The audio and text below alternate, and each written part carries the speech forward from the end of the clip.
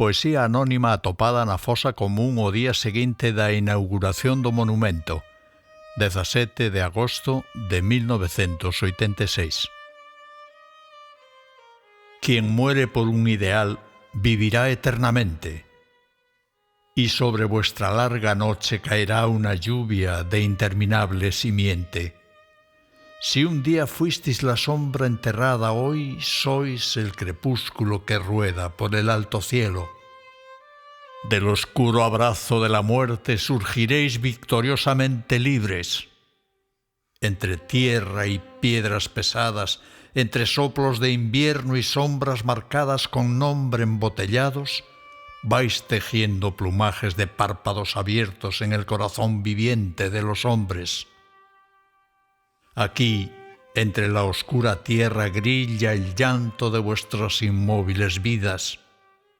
Surgid de vuestra ceniza, doblad la hierba que entorpece los pasos.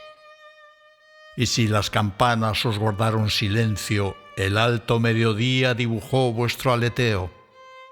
56 hombres viven el inmóvil sueño, 56 hombres dejaron un rastro violeta sobre la ancha tierra. Ay de aquellos que rodean con larga noche los más puros ideales, su autobiografía será desasosiego y negación. Ay de aquellos que aniquilan al hombre, de todas partes surgirán ojos, manos, dientes decididos a castigar y cortar de raíz el crimen. Volveremos a surgir como una luz enérgica, como un sereno amanecer, como un punto abierto en el espacio. Nuestros ojos descansan sobre montañas claras y fragmentos de esperanza primaveral.